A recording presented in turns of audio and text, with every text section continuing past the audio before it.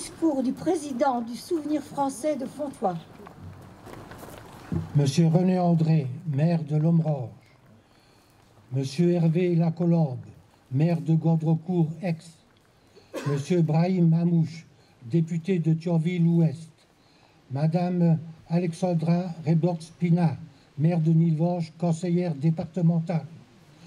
Mesdames, Messieurs les maires, adjoints conseillers municipaux des villes environnantes, Messieurs les représentants de la gendarmerie nationale, Monsieur Johan Giardinelli, curé de la communauté de paroisse, Monsieur Christian Évêque, secrétaire départemental du Souvenir français, Messieurs les présidents du Souvenir français de Moselle-Nord, Messieurs les porte-drapeaux, Mesdames, Messieurs.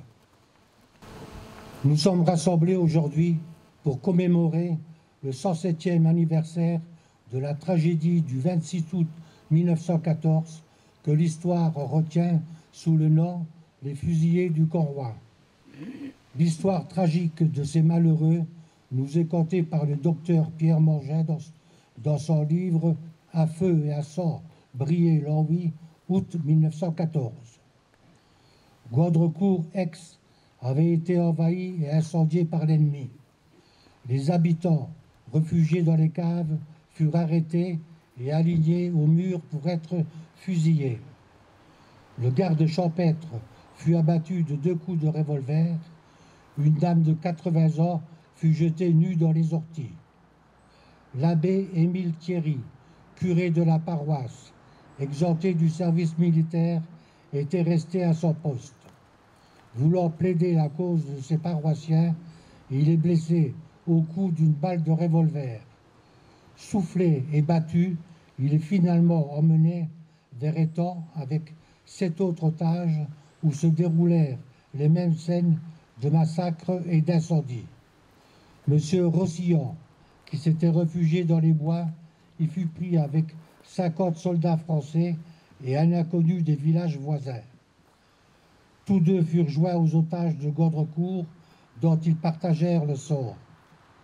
Mêlés à un triste convoi, ils arrivent à Lomrange le 25 août vers 5 heures du matin.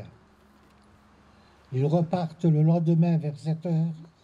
Ils arrivent à la hauteur du pont du Conroi.